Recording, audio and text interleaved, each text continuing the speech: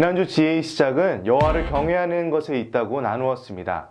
그리고 그 지혜를 얻는 과정 속에서 하나님은 우리를 훈련시키며 지혜의 삶으로 인도하신다고 하였습니다. 지혜는 창조주 하나님과의 관계에서 시작합니다. 그러나 하나님을 경외함은 지혜의 전부가 아니라 시작입니다. 지혜는 사람과의 관계로 넘어가야 합니다. 그것이 당연한 순서입니다. 잠언은 하나님을 경외함에 대해 강조하고 있지만 양적으로 봤을 때는 그것은 시작일 뿐입니다. 나머지 내용은 사람들과의 관계 속에서 지혜로운 삶에 대한 조언들로 가득합니다.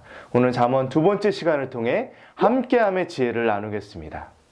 잠언 17장 17절입니다. 친구는 변함없이 사랑하고 형제는 어려울 때에 돕는다. 우리의 삶엔 이런 관계가 필요합니다. 이 관계들이 긍정적으로 작용할 때 우리에게 큰 힘이 됩니다. 하나님께서 함께하는 축복을 주셨고 그것을 누리는 것이 우리 삶의 지혜입니다. 잠언서에는 다양한 관계가 나옵니다. 부모, 자식, 종과 주인, 남편과 아내, 친구, 음녀 등등 다양한 관계 속에서 지혜롭게 하라는 조언들이 나옵니다. 그러나 그 중에서 함께한다는 의미에서 교회를 중심으로 잠언을 읽어보려고 합니다. 구약 배경의 잠언에 교회에 관한 내용은 없습니다. 우리가 잠언을 통해 교회를 생각하는 이유는 무엇일까요? 교회는 그리스도 안에 한 가족이며 한 몸이기 때문입니다. 잠언에서 나오는 관계의 원리들을 교회 안에서 실천하지 않는다면 큰 어리석음이겠죠. 교회란 운명적 공동체입니다. 편한 대로 모이고 내키는 대로 흩어지는 의미적 만남이 아니라는 것입니다. 하나님께서 태초부터 정하시고 인도하여 주셔서 하나가 된 공동체입니다. 그렇기 때문에 교회는 우리가 누릴 수 있는 가장 중요한 공동체 중 하나입니다. 그래서 교회 안에 하나 되는 것이 우리의 지혜입니다. 하나 둘 셋 공동체의 제1의 목표는 하나됨입니다. 하나됨이 주님께 영광 돌리는 것이며 하나됨이 그리스도의 수준으로 성장하는 것이며 하나됨이 그리스도의 도를 세상에 보여주고 전하는 길입니다. 우리의 전도와 선교는 우리와 하나 되자는 메시지입니다. 교회가 하나 되지 못한다는 것은 어떤 의미일까요? 우리의 죄는 근본적으로 하나됨을 파괴하는 폭력입니다. 하나님과의 하나됨, 가정의 연합, 하나된 그리스도의 몸된 교회 공동체를 파괴합니다. 자신의 욕심을 위해 하나된 공동체의 일원을 파괴함으로 폭력이 나타납니다. 이 폭력과 다툼이 하나됨을 파괴할 때 괴로움이 있습니다. 17장 1절입니다. 마른 빵 한 조각만 있어도 화목한 것이 먹을 것을 많이 차려놓고 싸우는 집안보다 낫다. 먼저 가난한 가정이 있습니다. 습기가 다 빠져 먹기 힘들 정도로 딱딱해진 빵, 그것도 딱 한 조각만 남아있는 딱한 상황에 있습니다. 그러나 화목하다고 합니다. 다른 집안은 먹을 것이 많이 차려져 있습니다. 경제적으로 부유하지만 싸우고 있습니다. 전자보다 후자가 더 불행할 수밖에 없습니다. 물질적 풍요보다 관계의 풍요가 우선입니다.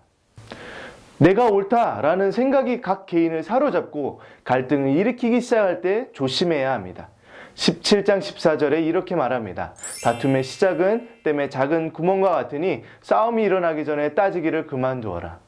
싸움의 시작은 늘 사소한 것에서 시작합니다. 별것 아니었던 문제가 커지면 댐이 터질 정도의 파괴력으로 그 공동체와 각 개인을 망가뜨립니다. 하나됨이 파괴된 교회의 모습들을 봅니다. 싸우고 갈라진 교회가 수두룩합니다. 그러나 최근 점점 많아지는 또 다른 양상은 함께 모여있지만 그 연결의 고리가 신라 같은 교회들입니다. 피상적 관계로만 이루어진 교회에 사람들이 숨고 있습니다. 갈등이 있느니 아예 갈등을 내포하는 어떤 관계도 단절하여 홀로 있으려 합니다.